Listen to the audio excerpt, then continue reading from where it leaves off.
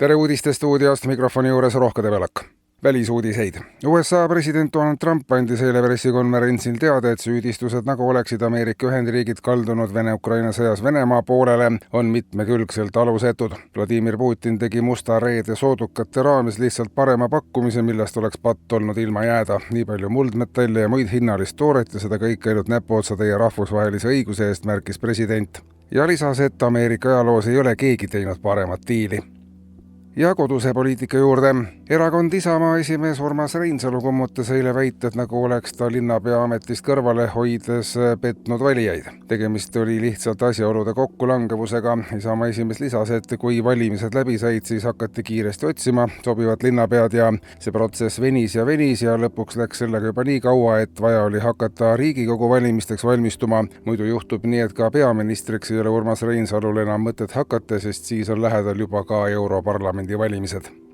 Ja praktilist. Riigikogu liikluskomisjonis on aga arutluse all eelnõu, mis lubaks korduvalt kaine peaga sõidukiroolist tabatud autojuhtidele preemiat maksta. Vastav preemiafond koguneks joobes juhtida trahviraha arvelt ja võimaldaks eeskujuliku liikluskäitumise eest inimesel ka käega katsutavat reaalset tulu teenida. Esmakordselt kainena tabatud autojuhi puhul piirdutakse järgutamise ja kiitmisega. Kui juht tabatakse sama kalendrikuu jooksul aga juba teist korda kainena roolist, siis on preemia 150 eurot. Kolmas järjestikune kainena juhtimine toob sisse juba 1200 eurot. Kartusel, nagu saaks preemiafondist kiiresti raha otsa, pole alust, sest kainena roolist tabatud juhtide arv näitab liikluspolitsei hinnangute kohaselt järjest kahanemise märke.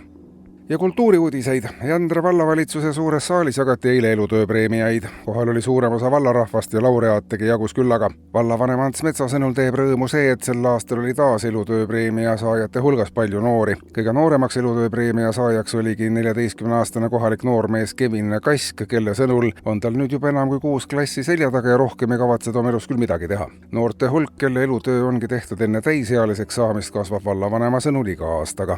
Ja nüüd uudiste lõpetuseks tähelepanu kuulejad, kes on otsustanud ühel ilusal päeval oma naise maha jätta. Ilmajaam teatab, et täna tuleb Eestis valdavalt pilves sompus ilm, rahulikuvad võivad olla Laimjala valla naised, kus kehv ilm jääb püsima 2 kuuks. Ülejäänud riigis aga lähevad ilmad iga päevaga aina ilusamaks. Eetris olid uudised.